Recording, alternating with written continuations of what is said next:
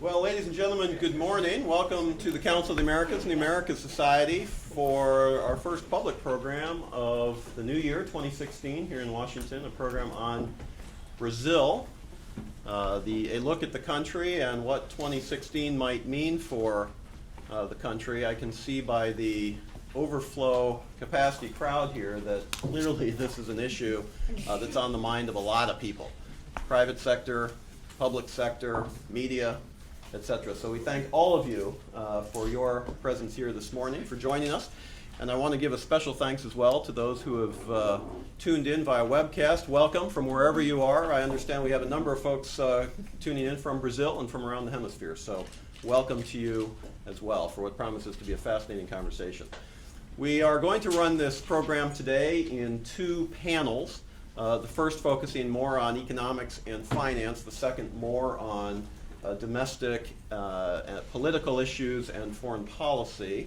And so two of our panelists for the first panel are here. The third, we will put him on as soon as he gets through the Washington traffic. But based on that, nonetheless, we want to begin the program today. It is a very interesting time in the Western Hemisphere, no question about it. We've seen already this year dramatic changes ongoing in Venezuela, in Argentina. We've seen what's been happening in Haiti. And of course, we all know that El Chapo is finally again behind bars. In fact, we invited Sean Penn to join us this morning, but he's occupied doing some other things, so he wasn't able to join us, unfortunately. But we do have some outstanding speakers nonetheless. But you cannot, in my view, fully understand what faces the hemisphere going forward into this new year without a deep understanding and a deep appreciation of Brazil. And that's the purpose of our topic this morning. I'm not going to introduce the speakers in a manner that they deserve, simply because to do so would take the balance of our time. But suffice it to say that we have two panels of outstanding significance today. The first here, we're joined in order to my right, Samar Maziad, who's the Vice President of the Sovereign Risk Group with Moody's. She's down joining us from New York. Our second speaker is Monica de Bolle, who is with the Peterson Institute for International Economics and has spoken and written extensively about these issues. And our third speaker is Dr. Elcior Santana, who is with the Georgetown Brazil program, and previous to that he was with the international financial institutions here in Washington as well. As I mentioned, these do not justify at all their backgrounds, but for those of you who are here with us present, you have their bios in front of you, so I would encourage you to look at those because they are truly impressive. The other thing I would note is that one of these things at the panel today is not like the others. We have Doctor, Mr. So with that, I am overwhelmed by the talent here. Grateful for your presence. Let's just jump right into this. Let's have Dr. Maziad begin the conversation with a look at how Brazil is faring now, what we might be able to anticipate, and with that, we'll kick off the program. Thanks for joining us. Oh, thank you, Eric. Thank you for the invitation and for using the honorifics that are rarely used, actually, not even at the IMF. So that's nice. But where do we start? Eric gave us all. I'll quote you. I'll borrow from your guidance, because he said, "Okay, everybody knows what happened and why we're here. So that's not interesting anymore.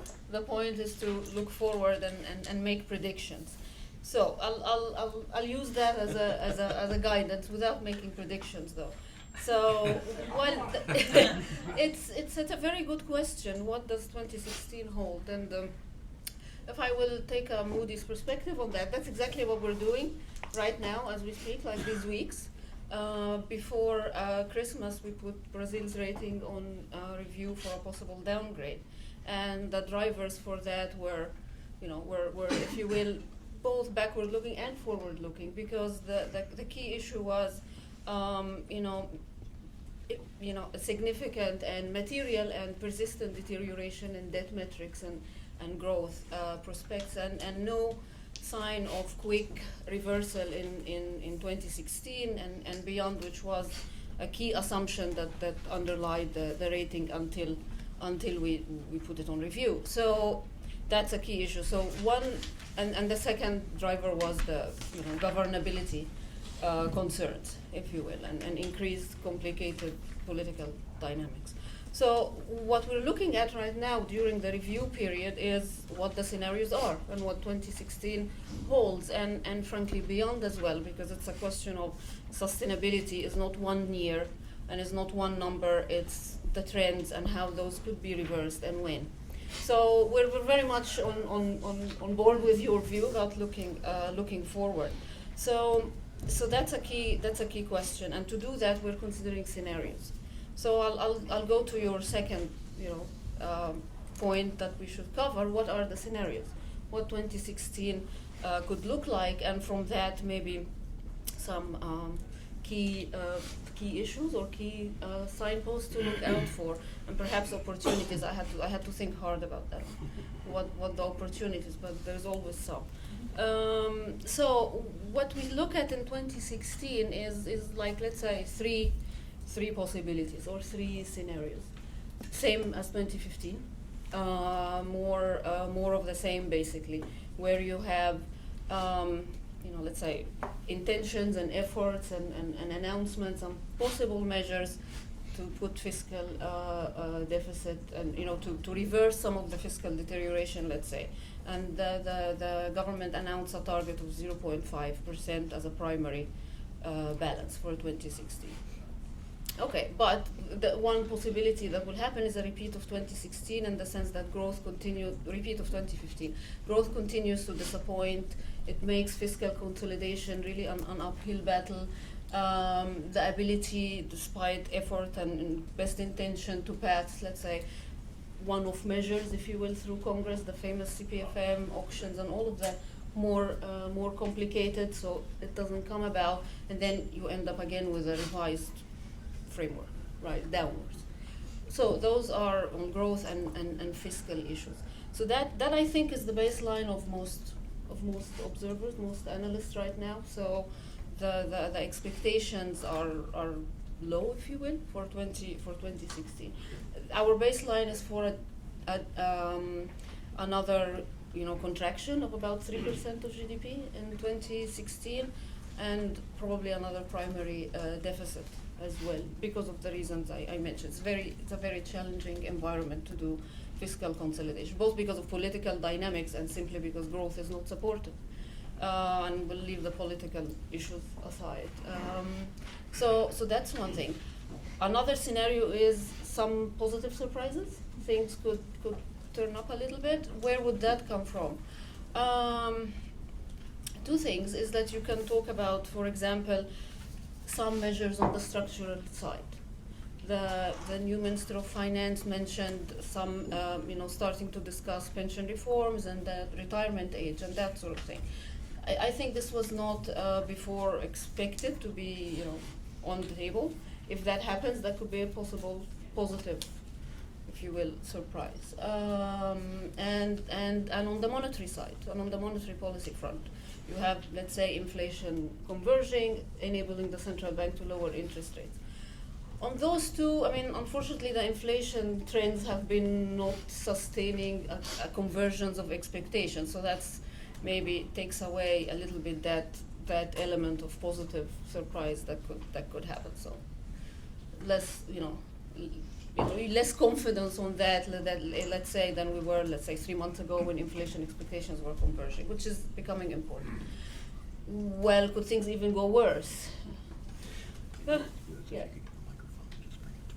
Okay. Sure. Okay. Could things even become worse?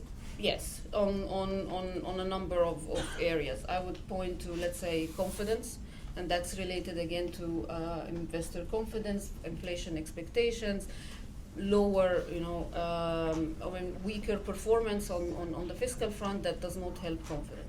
Exchange rate, further depreciation, that can cause a lot of issues, especially if the central bank is forced to raise interest rates, which they have to do, again, because of the expectation on inflation, but that complicates the fiscal picture again. So you get into, let's say, a less favorable dynamic. Like you have a situation with really clearly multiple equilibria. So we are still in a low equilibrium kind of dynamic. How to get out of that is maybe a question for the discussion. So based on these scenarios, let's say, what I would look out for is, or look, think about more carefully is structural issues, how to reverse these trends, because Brazil's problems on the fiscal side are structural. It's not a one-year issue. It's not a one-number problem. They have the imbalances on the expenditure and revenue side are structural. So that's a key issue. Confidence and what's happening with investor sentiment is clearly something that can get worse. Other than that is also the inflation expectations and inflation dynamics, because this at some point was one, as I said, element of a positive development that was happening, and now we see that reversing in the last investor survey, largely because of the disappointing fiscal performance for 2015. So those are the key elements, and I would say that anchoring inflation expectation again is becoming almost as important and putting the fiscal house in order. So. Well, thank you. You put a lot on the table. Appreciate that very much. Very realistic view. Let's turn to Monica. Let's use the microphone. If we could just get it right in front, that might help expand the voice. Please. Well, thank you, Eric, and thank you to all of you for being here this morning to hear about Brazil, what won't be, I think, for the most part, a very optimistic message. Let me start with a little story. I'm not going to go back 10 years. I'm going to go back 3 weeks. And it was the night before Christmas when the house was not silent by any means. But the government, and it really was the night before Christmas, the government decided to pass a temporary measure which allowed it to pay off the fiscal arrears, very significant fiscal arrears, that had been accumulated in 2014. And it did this by using something called the Treasury account at the central bank. Now, I will not bore you to tears with technical details about the Treasury account at the central bank, but I will say this. Brazil has been doing, for the past several years, and has clearly signaled that it will continue to do, the kind of opaque accounting that has hurt the country in many, many ways. Using the Treasury account to pay off the so-called pedaladas, which are these fiscal arrears that were run very high, the way that the Treasury account at the central bank is meant to be used doesn't really allow for that kind of payment. Hence, the governments need to, on the night before Christmas, pass a temporary measure allowing the Treasury account to be used in that way. Why am I emphasizing this point, which may seem rather, technical and overly focused on accounting issues? I'm saying it because exactly what I said before. We are going in the direction not of separating the Treasury balance sheet from the central bank's balance sheet, which was, to a large part, one of the major things that Brazil did after the Real Plan in 1995 in stabilizing the economy. Over the past few years, we have increasingly been intertwining the Treasury balance sheet with the central bank's balance sheet. And that's a big problem. That's a big problem in many respects. That's a big problem for monetary policy, just to pick up on something that was said by Dr. Maziad at the very end of her presentation. Inflation in Brazil is currently a fiscal phenomenon in many, many ways. It's not that monetary policy is overly lax. It's not that there's excess demand in the economy by any means. If one takes a measure of any measure of aggregate demand at this point, given that the country is in recession. However, there is one component of aggregate demand which is completely out of whack, and that's the fiscal side. So there's no solution to inflation, there's no inflationary convergence unless there's some concerted effort on the fiscal side. And it's not just the fiscal side, it's the fiscal side and the so-called quasi-fiscal side. So Brazil has been actively using public banks as a way to prop up growth. It hasn't been successful at all in that strategy. We can see it from the result of 2015. And it is in the process of doing that again. If one reads the papers over the last 3 days, one sees many statements by the new finance minister that BNDES and other public banks will be launched again to prop up growth. This brings me back to the issue of the intertwining between the Treasury's balance sheet and the central bank's balance sheet, because what's happened on the night before Christmas is that this payoff of the arrears, part of that went to BNDES. And now what the government is saying is that it will use this money to extend further credit to the economy and hence try to prop up growth that way.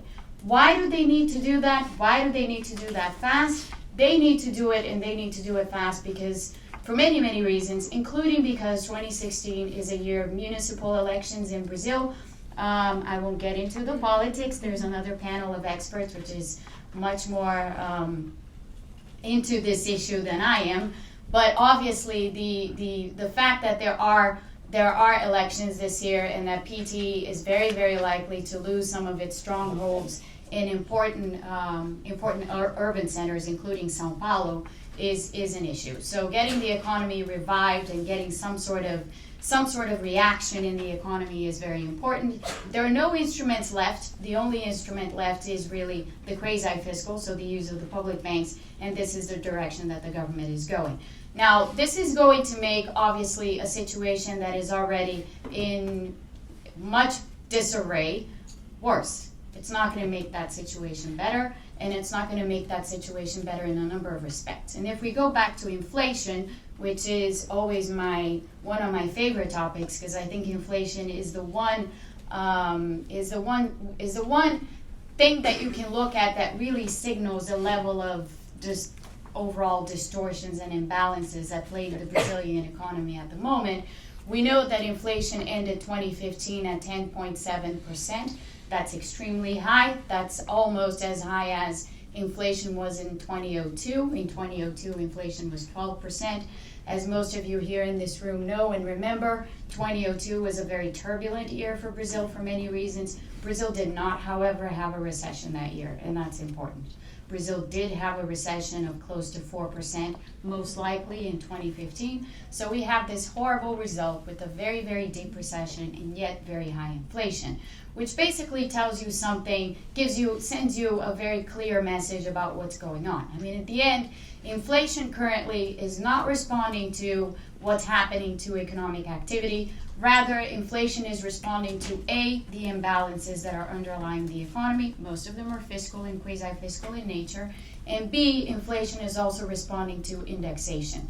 Brazilian economy has become heavily indexed again. So that term that we used to think of back in the 1980s, inertia, that term is back with a vengeance. We have inflationary inertia back in Brazil. So looking forward and trying to extract scenarios, I'm not going to make any guesses on growth because I think that's where things are extremely difficult to see going forward, given that some of these policies, these kind of desperate policies to get the economy going, might actually have some effect in the very short term.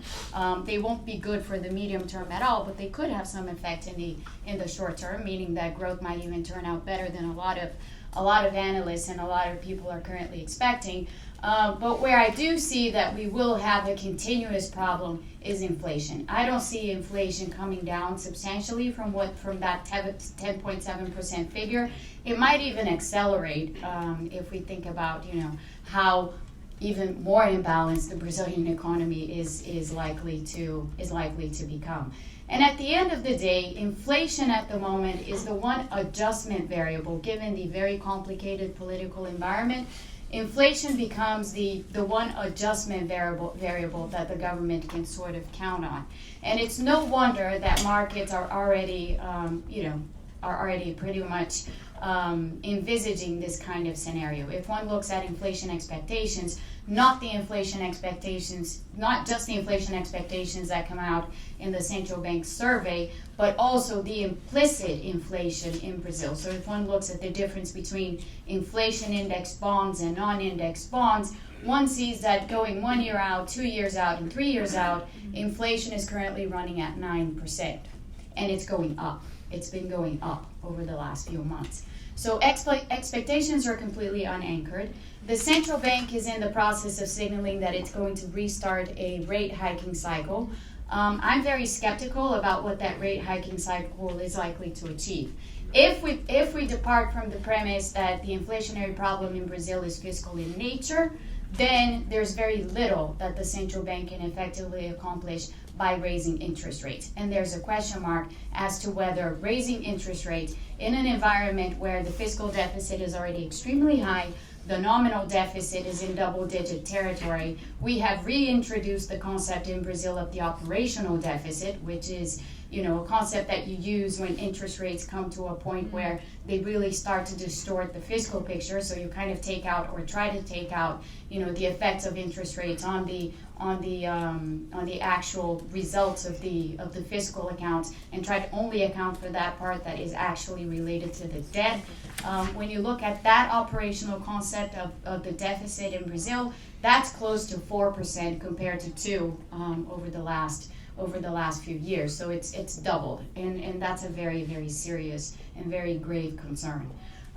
So in essence, as I was saying before, we have this very, very difficult situation with inflation very high, the use of the public banks coming back on track, and the likely scenario that inflation won't be coming down. Just to finish off my initial remarks, I want to say something about income inequality in Brazil. Yesterday there was something in the newspaper Valor Econômico about what's been happening to movements within the income distribution in Brazil. So as we all know in this room, one of the big stories in Brazil over the last decade was exactly the reduction in income inequality that happened in the country. Well, it just so happens that when you look at the middle class in Brazil, and that's the vulnerable middle class in Brazil, those people that actually acceded to the ranks of the middle class in the last 10 years, about 2% of the overall population has actually dropped out of that group and has gone back into the lower rungs of the income distribution. So the middle class in Brazil has shrunk from something like 56% of the population to 54 in 1 year. That is a lot. That tells you the level of economic dislocation that's happening as a result of the recession and as a result of inflation. And that tells you also something about what to expect going forward, unless the government at some point gets its head around two things that need to be urgently done in Brazil. One is evidently the fiscal adjustment. The other one is retrenching public banks and doing a serious financial market reform. The second issue is often overlooked in Brazil. People tend to focus a lot on the fiscal and on the fiscal alone, but you cannot look at fiscal adjustment in Brazil without taking into account the quasi-fiscal, which has a number of implications, including difficulties for running monetary policy that I've written extensively about. I'll end there, and I'll leave the rest of my comments to questions. Well, thank you very much. Elcior, do you have a ray of light that you can introduce into the conversation? Yes and no. I might try. But speaking after Monica is always a pleasure. She covers everything so brilliantly. But I'd like to focus on actually 5 points. The first is that in spite, it might come as a shock for some of you, but Brazil is not collapsing. Okay, so we are in a very difficult situation, and Monica did a great job in showing some of the issues related to that. And Maziad showed some scenarios that can derive from those issues. But I would like to just to change the conversation, to point out some I think, another view of the issue.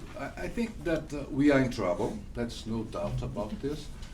But I do think that there are some silver linings that we can look at.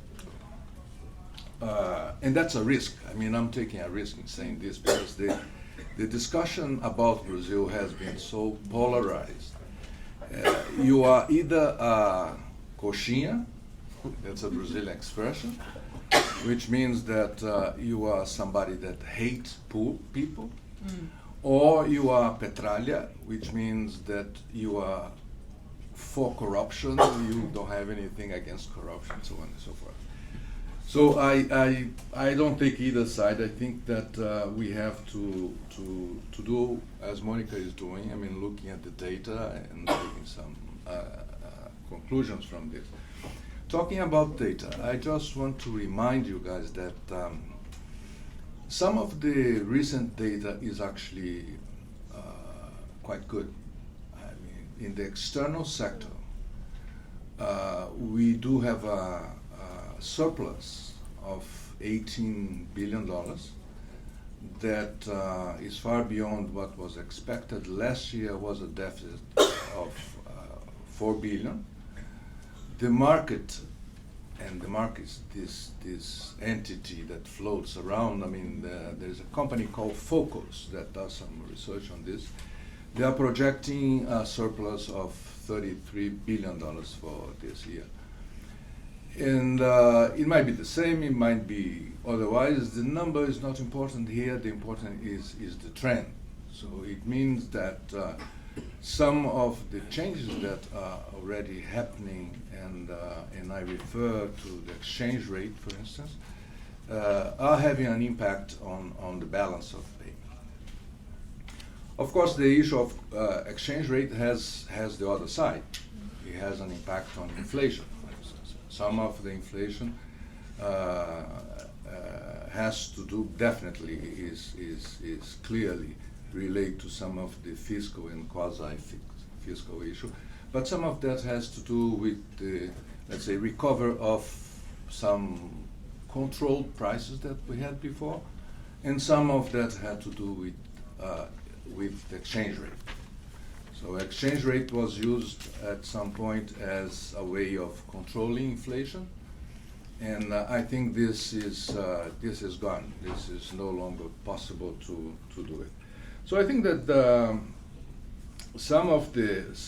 current account has improved by almost half. It dropped the deficit we used to have, which means that FDI now is enough to cover what we had before.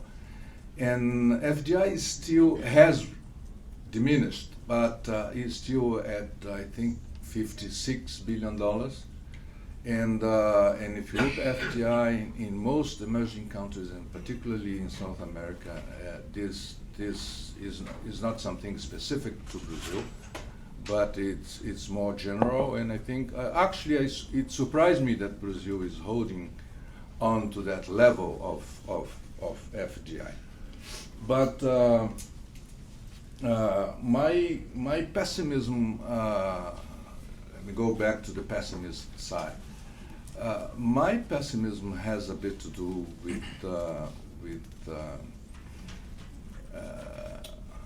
international environment, if you want, in the sense that it's true that Brazil in the last 10 years growth has been based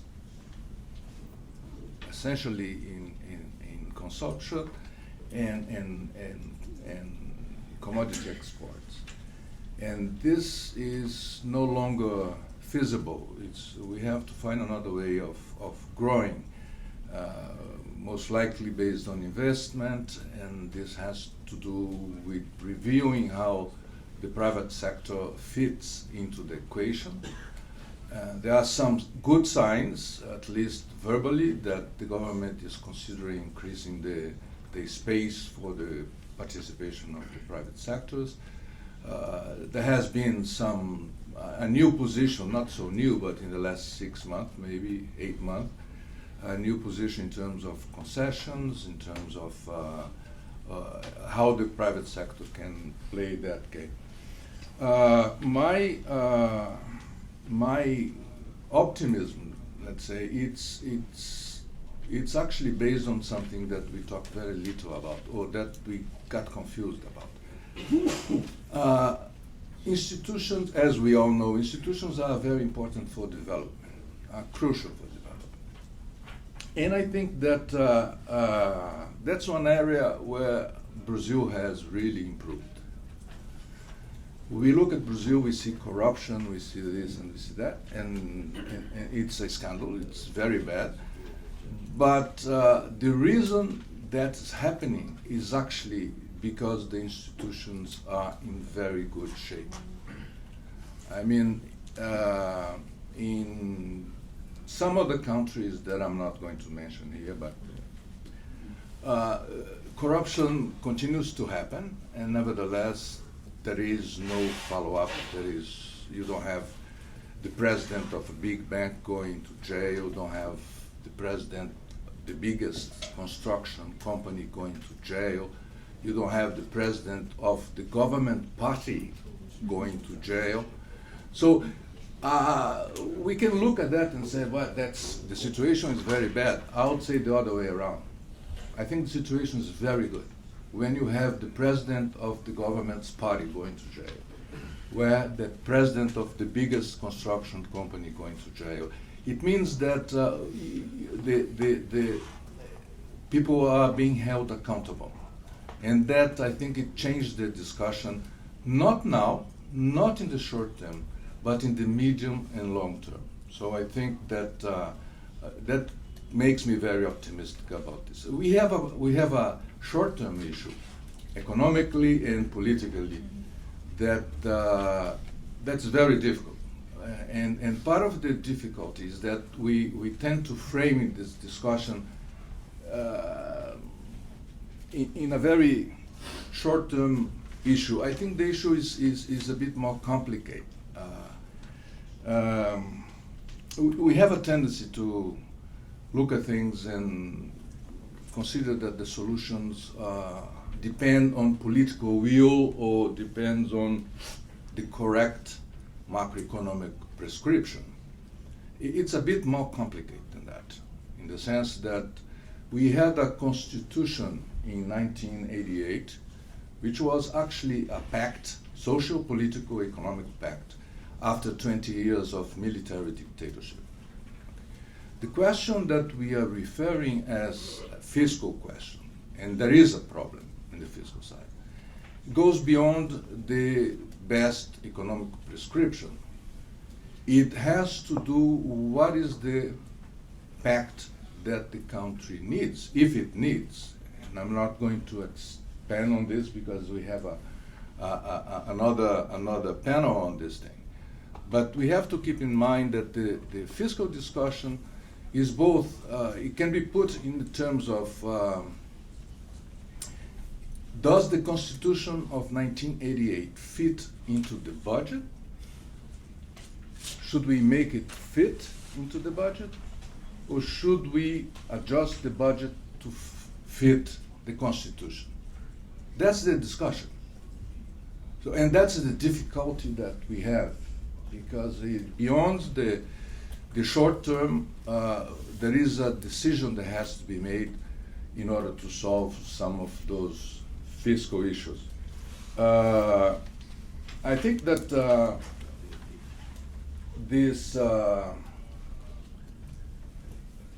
although we have this short problem, if we look at the medium and long term, I'm optimistic. I must confess that I'm optimistic. A bit skeptical, but still optimistic. But I think we have to, I'm looking at the building blocks of how to solve the situation, how to advance. I think there are several. I mean, one is, for instance, the private sector is being recently quite vocal, at least some segments of the private sector are being very vocal in the sense of saying, you know what, there is this political mess and so on and so forth, but let's discuss the future, the next steps. George Lehman, that's somebody that probably most of you know, has given an interview explicitly putting things in this term. So I think the private sector is pushing the situation to move ahead and to find a solution. There is another good sign. It's in September, 8 governors got together to on what they called the Pact to modernize the public sector. That was in September.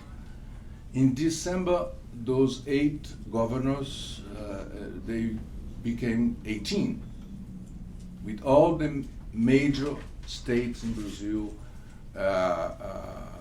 signing the pact and agreeing to do something to modernize the public sector, to introduce the concept of managing for results in the public sector. It doesn't seem like, but it's huge. Rio Grande do Sul had just passed a law, the fiscal responsibility at the state level. So I think that we have to put together the building blocks for this thing. And we have to assume that democracy, it's a big assumption. Democracy is a non-negotiable assumption. It's a non-negotiable assumption. And this is, which means that this is going to take longer, and this will be complicated, to say the least, but I think that's a price that's worth paying. So let's look at the medium and long term. That's it. Thank you. Elcior, thank you very much. Well, a very sobering assessment from our 3 panelists, but nonetheless there are rays of hope and optimism and even, dare I say it, bright spots. So thank you, all 3 of you, for your very impressive presentations. I'm going to kick off the question and answer session by asking the question that is on everybody's mind right now in Washington. This is a Washington audience, right? So everybody has on their mind the trade question. And in that universe, we've all talked about things that could be done to open the economy, regenerate growth, all the obstacles that Brazil faces, et cetera. One of the strategies that countries very frequently use is to pursue an expanded trade agenda. And I guess my question would be, without any predictions in terms of what such a trade agenda might be, where would the 3 of you see trade fitting into the scenario that you've just laid out? In other words, does the government see this as a tool that can be utilized, and would you sense that this would engineer a greater sense from the private sector, from the public sector, et cetera, of trying to pursue this in a meaningful way? Or is this a separate category that, we'll get to it when we get to it, but for the meantime we have to really pursue what's clearly before us? So maybe we start with Samar and just move down the panel. And again, if you could all please just speak into the microphone. We have such a large audience, it'd be really helpful to do that. Thank you. Okay, on the trade question, I think maybe from macro perspective, I mean, as Dr. Santana mentioned, there is the external side has been doing better. I mean, this is the bright spot, and that's part of the adjustment. You have a contraction, you have a shrinking economy, currency depreciating significantly, and that helps on the external side. So Brazil growth model has been driven by domestic consumption and a lot of credit. So that cannot go on in the future. One avenue that's why we were looking. I mean, Brazil is a closed economy. It does not depend on trade for growth. But with this kind of adjustment, anything could help, right? Even though it's a large domestic closed economy, anything could help at this point, given what the growth performance. So you will start seeing improvement on competitiveness, and that could help. And that's one way to bring growth back. Maybe one area where openness or investors are looking to see if there will be signs of openness is on the oil sector, and whether you will have to do some reforms on that, and this has been a discussion on that. So maybe this is another way to bring back, maintain, sustain FDI. Of course, with the current price environment of oil prices, it's hard for every country that's trying to to invest in the oil and gas sector. But in Brazil, this has been completely closed. There is a lot of state control. So this is one area where FDI might be encouraged to come in because of the new opportunities. So Good. Monica? Yeah. Yep. Thank you, Eric. That's a very good question, and I'm going to start addressing it by first addressing something on the external sector. I don't mean to be the prophet of doom, and I'm really sorry if I sound that way, but the external sector story is really not as rosy as it seems. I mean, it's true that Brazil has had a very, very significant adjustment on the external side. That adjustment has been largely driven by a mind-boggling drop in imports and very, very little reaction in exports. So if one breaks down the export side in Brazil and looks specifically at, what has been the reaction of exports to a depreciating exchange rate, one concludes that manufacturing hasn't reacted at all. If anything, manufacturing has continued to contract. The extractive industries in Brazil are obviously suffering from other issues, the deceleration in China, the fall in commodity prices, now on top of all that, the fall in oil prices. So really the exchange rate has also had very, very little impact on that segment of the economy. Where things are different and where the story is a bit different is in the agribusiness sector. But even there, the situation's complicated in Brazil. You have a country that has an extremely intricate and complex tax structure. This is not to say that other countries don't have it. We know the US has it as well. But the problem is that Brazil is not in a position at the moment to look seriously at tax reform for several issues, including the political and the actual economic problems that the country is facing. We're not discussing reductions in taxes. We're discussing the opposite in Brazil at the moment. So this is not really a time to make things simpler by looking at these issues and things that could be done on these issues. So I'm very skeptical as to the extent that the external sector can actually help us out of this as is, if nothing else changes. Now, something could change, and then I'll go back to your question, which is trade. So looking at trade more broadly, usually when a country is in a severe crisis like Brazil is in, maybe not a collapse, but it's still a crisis, a very serious and grave one that will take years to resolve, as Dr. Maziad was saying. Trade is usually not the strategy to come out of the crisis. Trade is part of the solution, but it's not by any means, if you look around the world, countries that have had very serious crises in the past, trade helps, but it's by no means, the one instrument, the one thing that you can do to get you out of a deep hole. And I expect that it's no different this time around. And it would involve, in the case of Brazil, thinking of a broader trade agenda and really rethinking Brazil's role in the global economy is something that certainly the country should be doing. It is one of the most closed economies in the world. It is one of the most closed economies in the world when you compare it to big countries even. We're completely lagging. Brazil is completely lagging in that respect, especially when you compare it to its emerging market peers. So there's definitely a lot of advances that could be done, but you need a government that has that kind of leadership and that has that kind of thinking. Now, does this government have that kind of leadership and that kind of thinking? I don't know. What I can say is there has certainly been some effort on the part of the Ministry of Commerce and Industry in Brazil.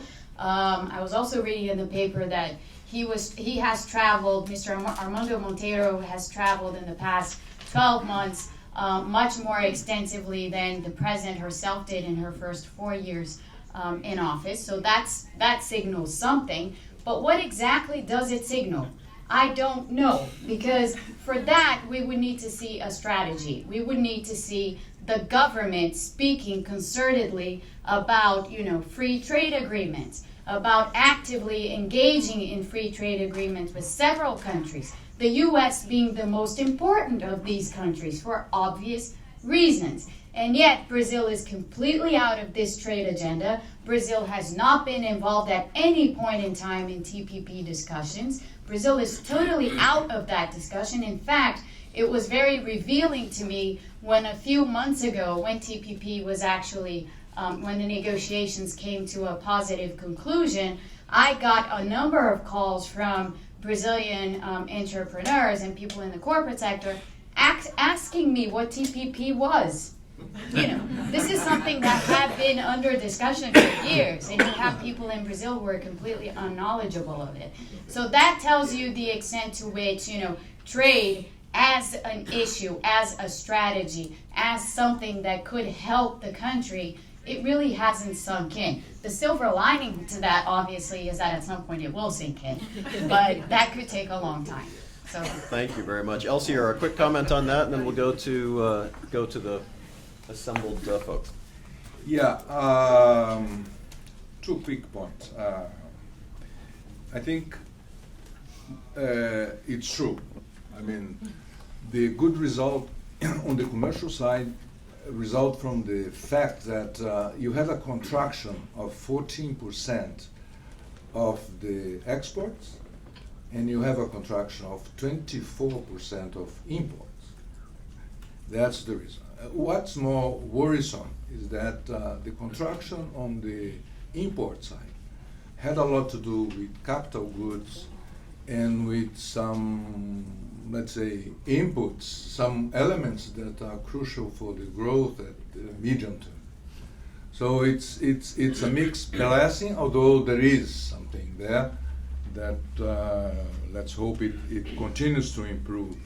But I think this discussion brings to the table actually a more complicated discussion, which is the Brazilian competitiveness in the international area and productivity, and how can we deal with this problem. It's something that everybody talks about, and you have conferences, and you have symposiums, and you have summits, and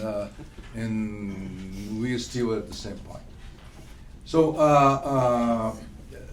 there are some people really working on this in Brazil and have been working on this. There is something called Movimento Brasil Competitivo, which is a group of companies, big companies, not only Brazilian, but also US, Europeans.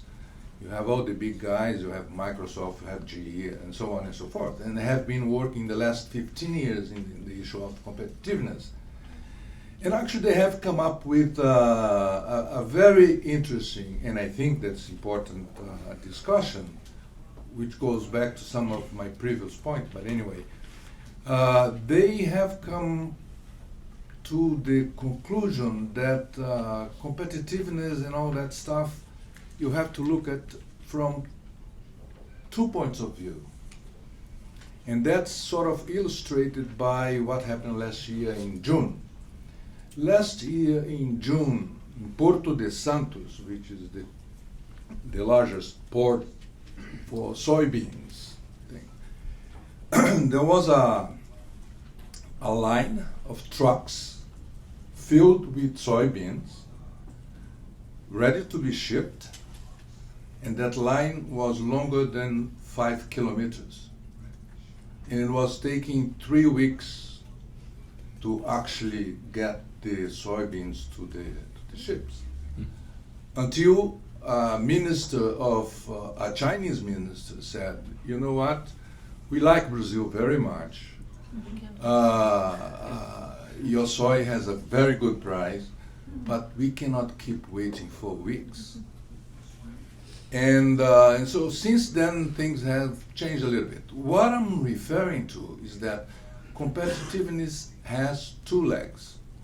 One is defined within the companies or the sectors.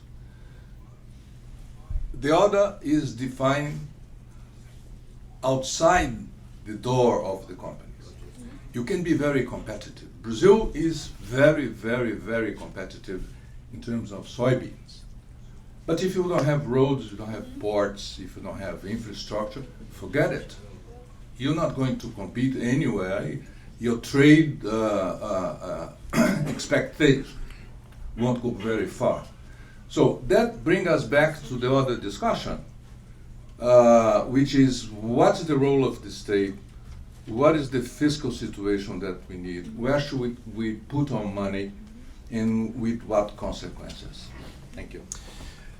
We have an embarrassment of riches at the Council of the Americas today, which is to say that we have a panel that follows this one that is equally as impressive.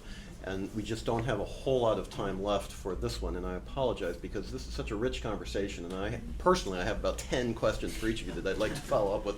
I'm not going to do that, but we are going to take one round of 3 questions and direct one question to one speaker. So we'll give each of them a chance to take a shot at one question. Before we do that, I should have done this at the top of the program, but for those of you who are social media inclined, we are live tweeting this to the extent you care to. Please use the domain name @ASCOA, and we even have a hashtag for this program.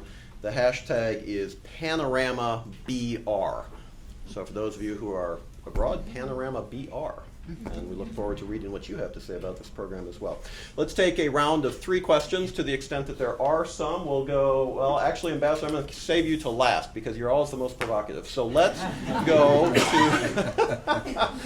well, maybe you'll be the first if indeed there aren't additional questions. Mr. Ambassador, to you. Eu sou tomacho. That's Timothy in Portuguese because I love Brazil and I lived there not 10 years ago. 34 years, U.S. Consul in Porto Alegre and Santa Catarina. I love Brazil. I love Brazilians. But I'm very depressed. I'm sad because I hear the prophet of doom, with all due respect, Madame, and the negative, and even the Georgetown professor seeing a silver lining couldn't make me feel better. Because 34 years ago in Brazil, military government, Ernesto Geisel, I'm not going to talk about that, that's their job. But Brazil was booming economically and everybody was happy. They had bad clothes. We'll need to get to a question, please, Ambassador. We'll need to get to a question. And they would say to me, Tomacho, by the year 2000, 25 years later, we're going to pass the United States and be the #1 in the world. And I'd smile and say, go for it, baby. And they had Emerson Fittipaldi, the best driver in the world. They had Pele, the best athlete. He was shacking up with that pretty Xuxa, the best TV star. So why am I sad that Brazil, this wonderful country with wonderful people, I'm hearing all this prophet of doom, and we're in 2016, and I'm going to die soon before they pass me. What's going on? Very good. And we will take 2 additional questions, if there are 2 questions. Yes, Margaret. yes, there is. We're going to go here, and then we'll go here. Yep. Brief question. What is, given the price of oil, it doesn't seem that the pre-salt area is nearly as attractive as it seemed to be 2 or 3 years ago.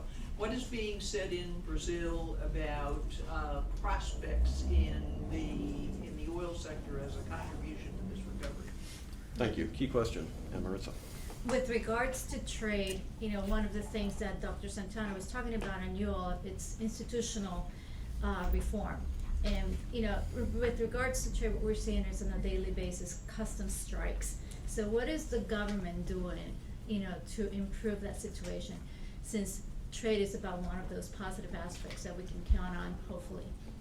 These are 3 very good questions, and ironically, they actually break out very easily for each of our 3 panelists. So we're going to go in order. We're going to start with the energy question because you brought it into the conversation. So we'll start with that. Then we're going to go to the, I'm not quite sure how they can capture this question, but the prophet of doom, exactly. And where's our optimism? Does that capture it, Tim? Very well. I'm just pulling you like. And then the third question, the trade question that Maritza asked, we'll finish up with Elcior. So very good. Thank you. Okay, on the oil sector, the oil sector in Brazil is very interesting. I keep it from a macro perspective because Brazil is not an oil-dependent economy like many others, so you do not see the collapse in oil prices. That's not driving the growth dynamics. That's not why we are in a recession, for example. But it's a very key sector in terms of investment and in terms of large state-owned enterprises, Petrobras, and all of that. So the way we look at it is more from the perspective of contingent liabilities, let's say, for the sovereign, and how the sector can do well. or can do better or can improve, and that will have a feedback on the sovereign, balance sheet, rather than direct impact on tax revenues or something like that. In terms of specifically what could happen, yes, investment in higher or more expensive fields is less attractive now than it was. So you will not see the rush. Let's say if you open it up tomorrow and investors and foreign companies coming in to invest in the oil and gas sector. But given how close it is and how the rules requiring that Petrobras invests at least 30% in any new investment, the discussion is that this might be relaxed because the company cannot leverage itself to do this kind of investment. So it allows more competition, it allows foreign investment to come to the sector. And this will be attractive to some, even though the price environment is not. Right? So this is where you might, let's say on a comparative basis, look at all countries, given low oil price environment. The ones that are already open, well, okay, they are hit by the drop in prices, so that's a problem. But a closed sector, let's say coming on stream, even though the prices are low, might still have some attractiveness to foreign companies. So, thank you. Thank you. Monica. Well, thank you, Ambassador, for your question. Let me start by trying to make you feel better. 34 years ago, we had very good soccer in Brazil, especially in Rio. We had very good music in Brazil, but we had a hyperinflationary problem. 34 years later, we have very bad soccer. We also do have very bad music. If you listen to radio stations in Brazil, they play sertanejo, which is, I personally don't like it. But we don't have a hyperinflationary problem. So here's just to take away, just to say I'm a prophet of doom, maybe, but not that much. So just to tone that down. On the overall question, which I think is a real overarching question, why are we here in this situation, and why is it that we're discussing not very good prospects for Brazil going forward? And I think the answer to that question has many parts, and we could spend an entire day going through the various aspects. But the one aspect, I think, which is probably the most relevant, and it's by no means exclusive to Brazil, is just that we've done, we've just done more than we should have in that respect, is that when you have a very long-running commodity boom, like we had, over 10 years of very, very high commodity prices, not only that, but a lot of capital inflows into the country, that makes governments complacent. It's the usual you squander the boom story. And I think to a large extent, that's what's happened in Brazil. Brazil has squandered the boom. It has gone a little further than just squandering the boom, because it did deconstruct a number of macroeconomic institutions that did work very well and were working very well. The fiscal responsibility law is a case in point. The inflation targeting regime is another case in point. The so-called floating exchange rate is another case in point. So, the previous framework that relied on these three things working together in a very nice way, these things are not there anymore. The fiscal responsibility law, to a large extent, has been ignored. Over the last 2 years, what we've seen is consistent revisions of the fiscal target for the year. That's not what the fiscal responsibility law says, so we've destroyed that on our own. The inflation targeting regime, we're about to give it, the last blow, especially if the central bank does go ahead with increasing interest rates, because then what we will likely see is that increase in interest rates will do very little for what's happening on inflation in the economy. And this is where I personally fear that we're not going to go to a hyperinflationary scenario by any means, but we are facing a persistently high inflationary scenario, and that's not good, because we've deconstructed that also. And finally, the exchange rate. A lot has been said here today about the exchange rate and how the exchange rate has depreciated. And certainly, if one looks at the real compared to other emerging market currencies, we see that there's been a very, very significant devaluation of the real. That said, the central bank has been in the process of engaging in swap operations, and I'm very, very critical of this, and I have written extensively about this. These swap operations that the central bank has been doing since 2013, when it first started them as a reaction to the so-called taper tantrum back then, is now become a policy of trying to hold the devaluation down. So it's not like Brazil has a fixed exchange rate system or anything of that sort, but it has now become a system where, to a large extent, the central bank has been trying to control the exchange rate or the devaluation thereof in order to prevent the effects of the exchange rate on inflation. But the problem is that it's doing this in a very opaque way. And again, I won't get into the nitty-gritty and technical details of the swap operations themselves, but the way that they are done, they mask what is actually happening to international reserves. So we hear a lot this story that, oh, it's all fine. Brazil has 370 billion in international reserves. But the problem is that there's a large notional stock of these swap operations in US dollars that if one wants to be really correct about, judging where reserves are, one should deduct that stock from reserves. And then we're talking 250 to 270 and not the 370. Yes, it's still a large number. Brazil can hold off any kind of balance of payments crisis or imminent balance of payments crisis with that. I'm not a prophet of doom to that respect. I'm not saying that's where we're heading. But, the fact that it's opaque and the fact that it's non-transparent speaks directly to a lot of the things that are non-transparent and opaque that the government has been doing over the past several years. So, in short, I think, to a large extent, the commodity boom was good in many respects. It did allow Brazil to go through with its poverty alleviation programs, and that was great. That's the one, I think, big legacy of the last 10 years. But we squandered it. And we did a very bad job at squandering it at that. So I feel better. And Elcior, the final word to you, please, and then we'll make a quick change for the next panel. I'm going to trade, but I can't resist making him feel a little better, the ambassador a little better. Let me just add something, Ambassador. I'm originally from the central bank, and I was in Brasilia at the Office of International Affairs at the Central Bank. And I remember when we had to go through 2 moratoriums. We didn't have reserves to cover a month of imports. So today we have, what, 207? Okay. $360 billion. It's quite a different situation. But let me just remind 2 other numbers, and then I move to trade. Monica correctly pointed to the fact that we no longer have the hyperinflation. There was a moment in Brazil we had a 2,000% inflation a year. So this, I'm sure that you cannot really understand what does that mean. But anyway, we don't have that any longer.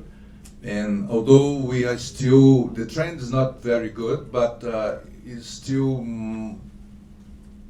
I think I have some positive expectation about this. Anyway, what I want to tell you is that in different from the 25 years ago, you have 40 million people who have passed the line of poverty, the poverty line, and you have 12 million people who now have electricity, which means that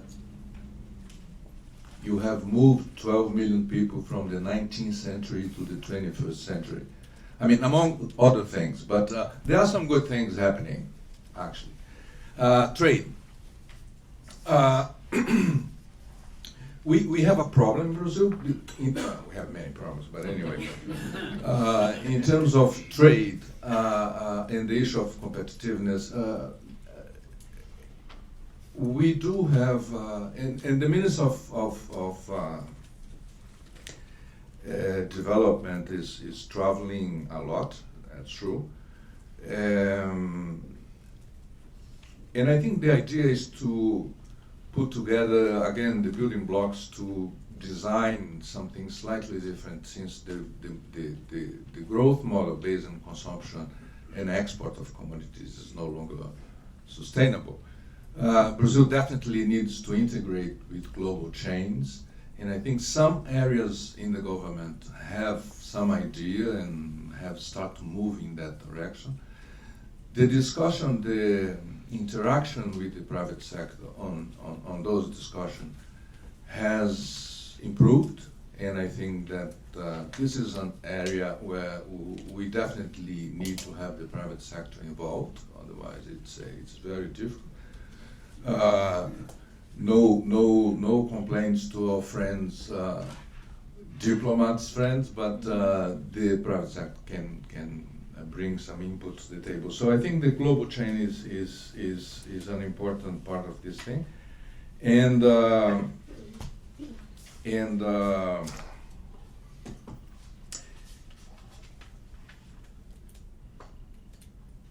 I don't have actually a prediction or a scenario for the trade, but what the market is anticipating for 1916 is an improvement of the situation in trade, especially based on what one expects to be the American recovery, and which is the second largest partner of Brazil, and also the changes that have happened in Argentina has allowed for something that's quite important, which is Mercosur is being revisited, and that means also that the trade agreements, the discussion about trade agreements, is back on the table. So what kind of agreements, strategies are we going to assume? I think it's going to take some time to get there, but at least the issue is on the table, and I think it's a very good sign. Well, ladies and gentlemen, with that, please join me in thanking our panel for their terrific comments.